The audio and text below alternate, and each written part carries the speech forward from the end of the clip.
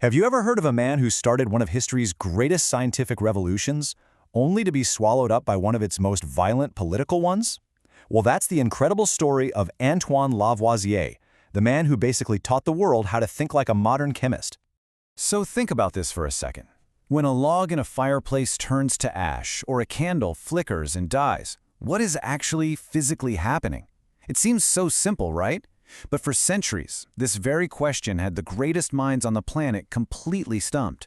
And answering it correctly, well, that would mean tearing down the entire foundation of chemistry as they knew it. You see, back in the 18th century, chemistry was, to put it mildly, a chaotic mess. It was all tangled up with these ancient ideas of earth, air, fire, and water, and mixed in with the super cryptic language of medieval alchemy. Honestly, it was more like brewing magical potions than doing any kind of rigorous science. And ruling over all this chaos was one single gigantic idea. It was a theory developed by a German scientist named Georg Ernst Stahl, and it seemed to explain everything so simply, so elegantly. It was called phlogiston. The idea was actually beautiful in its simplicity. Everything that could burn, a piece of wood, a lump of charcoal, you name it, was said to contain this invisible, fire-like substance. So when something burned, it was just releasing its phlogiston into the air. Simple. And when the air got too full of phlogiston, the fire would just go out. Even things like breathing and rusting were thought to be just slower ways of releasing this same mysterious element. But, and there's always a but, isn't there? This theory that explained everything so neatly had a huge glaring problem. It was a contradiction that, once people really started looking at it, would cause the entire structure to come crashing down. Okay, so here's where the theory just completely hit a wall. According to the idea, burning means you lose phlogiston, so whatever is left over should always be lighter. And yeah, that seems to work for a piece of wood. But for metals, no way. When you heat a metal, the powder you get at the end, the calx, was always consistently heavier than the metal you started with. So how could something lose a component and somehow gain weight? It just doesn't make sense. The intellectual gymnastics people performed to save this theory were absolutely incredible. Scientists started proposing these wild, ad hoc explanations. Maybe phlogiston had levity, a property that made things lighter, so when you removed it, they got heavier. Some even suggested it had negative weight. I mean, come on, these weren't scientific answers. They were just desperate attempts to protect a failing idea from the hard evidence. So this was the central conflict, the big showdown. On one side, you have the old guard, believing that burning is a release of something. But a brand new idea was starting to form. What if burning wasn't about losing something at all? What if it was about gaining something, a combination? And this is where Antoine Lavoisier enters the scene. He was this meticulous, almost obsessive experimenter, and he brought a new weapon to chemistry that it had never really seen before, the systematic, precise use of the chemical balance. He weighed everything. This was Lavoisier's golden rule, his foundational principle. He argued that in any closed system, the total mass has to remain constant. Through countless experiments, weighing solids, liquids, and, this is the crucial part, the gases, he proved it. As he put it himself, in every operation, an equal quantity of matter exists both before and after the operation. Nothing is ever lost. You see, Lavoisier's true genius wasn't just in his ideas, it was in his methods. He knew that to get real answers, you needed data that nobody could argue with, and that meant designing custom, high-precision instruments for every single experiment, things that could track every last milligram. In his lab, measurement was king. But here's the thing. Lavoisier didn't just tear down the old theory of phlogiston. That's only half the battle.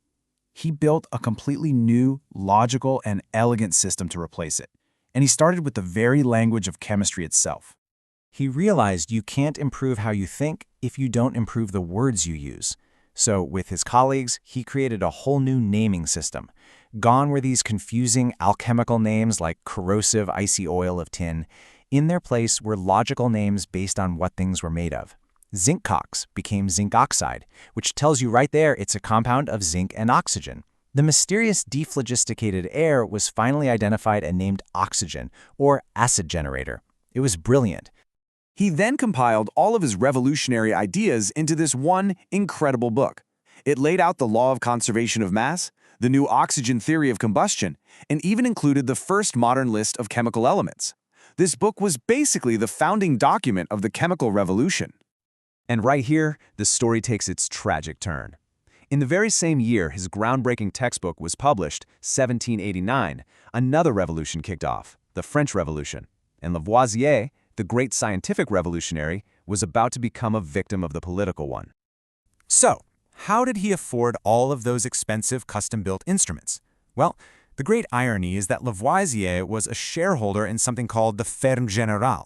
This was a private company hired by the monarchy to collect taxes. It was a deeply, deeply hated institution, a symbol of the old regime's corruption, and it made him a target. During the Reign of Terror, which was the most radical and violent phase of the revolution, all the former members of the Ferme Générale were arrested. Lavoisier was put on trial, charged with tax fraud and of profiting at the expense of the French people. At his trial, a plea was made to spare his life, or at least to delay the execution so he could finish his vital experiments on human respiration. The judge's reply was swift and absolutely chilling. The Republic has no need of scientists. On that day, May 8, 1794, the man who brought order, reason, and measurement to the world of chemistry was tried, convicted, and sent to the guillotine. The whole thing was over in a matter of hours. His friend and fellow scientist, the great mathematician Joseph Louis Lagrange, really captured the senseless tragedy of that moment. The loss was just immeasurable. But while his life was cut short, his revolution was a total success. He had fundamentally and permanently changed the science of chemistry forever. His legacy is, and it's no exaggeration to say this, the foundation of modern chemistry. These weren't just a bunch of separate discoveries. They were all interconnected parts of a brand new system. A system built on the unbreakable rule that mass is always conserved, a new language to describe reality clearly, and above all else, the principle that science must trust careful quantitative measurement above all else. And that really leaves us with a final thought. Lavoisier's revolution wasn't just about discovering oxygen. It was about establishing a new way of knowing anything at all. It was a shift from just thinking about stuff to actually proving it with hard numbers. And it makes you wonder, how much of our entire modern world stands on that simple, powerful foundation he laid down? Trust the measurement.